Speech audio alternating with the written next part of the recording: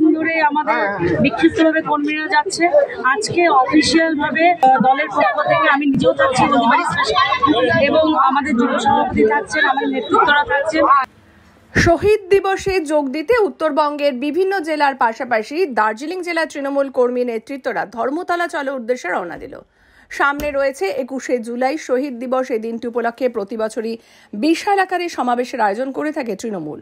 এবার পঞ্চায়েত নির্বাচনের পর তৃণমূল কংগ্রেসের বড় সমাবেশে এটাই কার্যত আগামীতে 24এর লোকসভা নির্বাচনের আগে তৃণমূল নেতা কর্মীদের জন্য, নেত্রী কর্মীদের জন্য কি বার্তা রাখেন সেদিকেই তাকিয়ে সকল রাজনৈতিক মহল। অন্যদিকে দার্জিলিং জেলা তৃণমূল কংগ্রেসের পক্ষ থেকে প্রথম পর্যায়ে বুধবার নিউ জলপাইগুড়ি স্টেশন থেকে কলকাতার উদ্দেশ্যে কর্মীদের নিয়ে রওনা হলেন দার্জিলিং জেলা তৃণমূল কংগ্রেসের সভাপতি পাপিয়া ঘোষ। কার্যত প্রথম পর্যায়ে প্রায় 1000 তৃণমূল কর্মীদের ধর্মতলার উদ্দেশ্যে রওনা দেয়।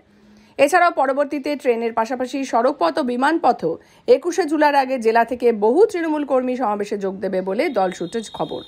এছাড়া তৃণমূল ও ধর্মতলা চলো ও সমাবেশে যোগ দিতে যাওয়া কর্মী ও সমর্থকদের সহযোগিতার জন্য স্টেশনের সামনে একটি তৃণমূলের পক্ষ থেকে একটি ক্যাম্প খোলা হয়েছে।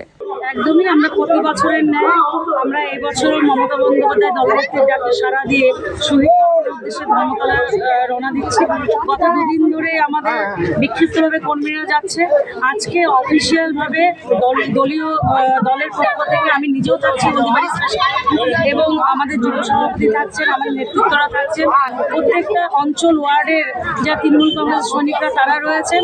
এছাড়াও আমাদের আরো যে ট্রেনগুলো গাড়ি রিজার্ভ করে অনেকেই যাচ্ছে। তো আমরা একটাই কথা বলবো, এই শহীদ সমাবেশকে দলে দলে